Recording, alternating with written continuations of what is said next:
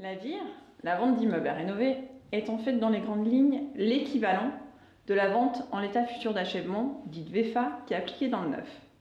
Alors comment ça se passe?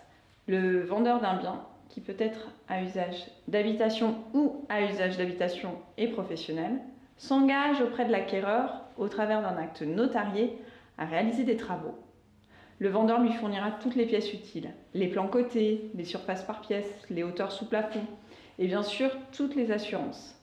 La loi impose également au vendeur de fournir une garantie financière d'achèvement, dite GFA, donnée par une banque ou une assurance.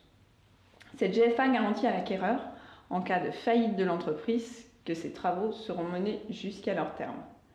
L'acquéreur, lui, devra donc régler les travaux après constatation de la réalisation par un architecte ou un maître d'œuvre et au fur et à mesure de leur avancement réel. Une fois les travaux achevés, un PV de réception sera signé entre le vendeur et l'acquéreur. Donc quel est l'intérêt? Contrairement à la VEFA, l'acquéreur peut visiter le bien avant de l'acheter et se rendre compte de l'exposition, de la vue, de l'environnement. Il n'a à s'occuper de rien. Le vendeur réalise et assure la maîtrise d'ouvrage et conserve la responsabilité jusqu'à la réception. Le budget travaux est validé en amont. Le coût, les délais de réalisation et la qualité sont inscrits dans l'acte notarié. Donc sous contrôle du notaire, le vendeur devra fournir toutes les assurances utiles. La garantie biennale, décennale, la dommage ouvrage, la responsabilité civile et bien sûr la GFA.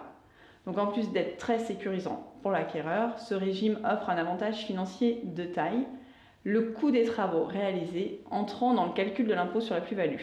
C'est-à-dire que pour le calcul de la plus-value en cas de revente sera pris en compte la valeur d'achat du bâti existant plus le budget travaux réalisé.